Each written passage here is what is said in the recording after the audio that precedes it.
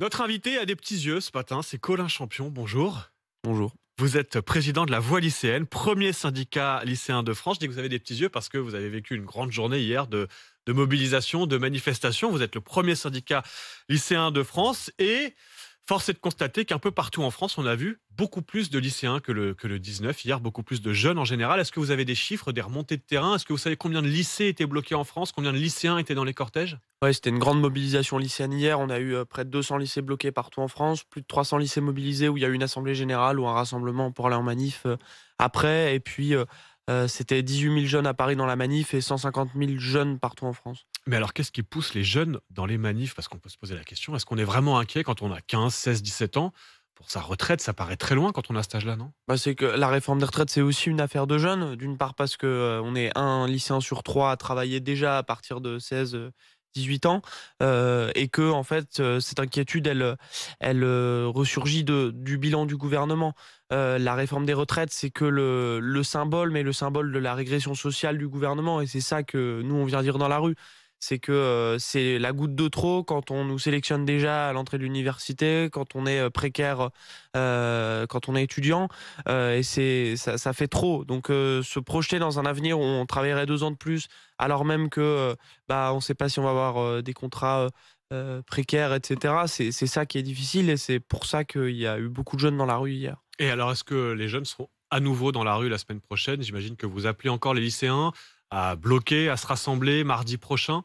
Évidemment, oui, c'est ce à quoi on a appelé du coup avec l'intersyndicale, hier, et on sera dans la rue donc le 7, avec la grève qui est annoncée, et le 11, en Alors manifestation. le 11 c'est un samedi. Vous pensez que les lycéens vont quand même aller manifester le samedi? Ou est-ce que ces mobilisations, c'est un peu aussi un prétexte pour sécher les cours, quoi? Non, mais on va essayer, mais ce qui est sûr, c'est que c'est parfois plus compliqué de mobiliser en semaine parce qu'aujourd'hui, quand on est lycéen, on a Parcoursup, on a le contrôle continu, donc on a plus de pression.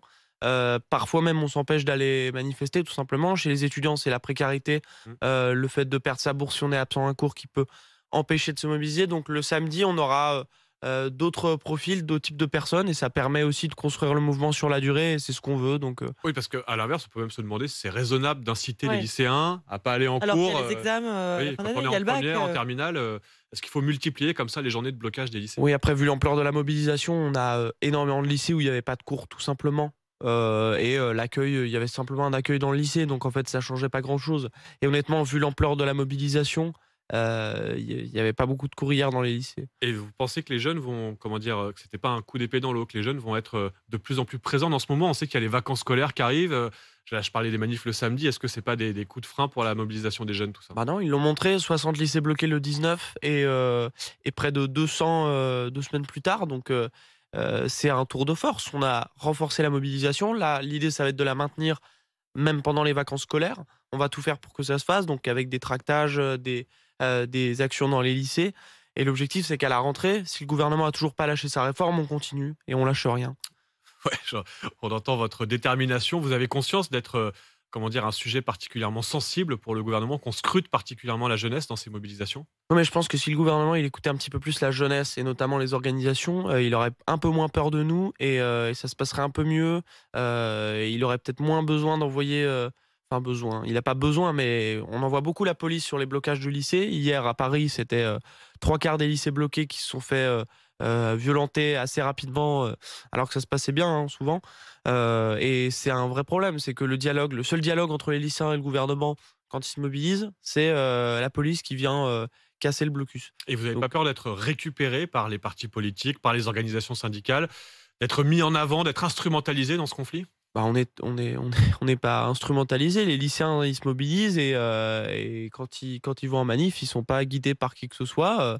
Non, mais il Il y a y a des liens entre les organisations syndicales et les partis. Ah bah, il y a des liens, on discute évidemment, c'est normal, mais nous, à part, discuter avec, des parlementaires, discuter avec des partis politiques sur leur programme, personne nous donne d'ordre, personne nous donne, de consignes, donc. Eh bien, vous nous dites qu'un lycéen de seconde, de première qui bloque n'est pas influençable ou influencé, quoi, qu'il n'y a pas de... Ah bah, il y a une différence entre être influencé et être d'accord avec des arguments, des chiffres, et je pense que c'est ça qui compte pour les lycéens.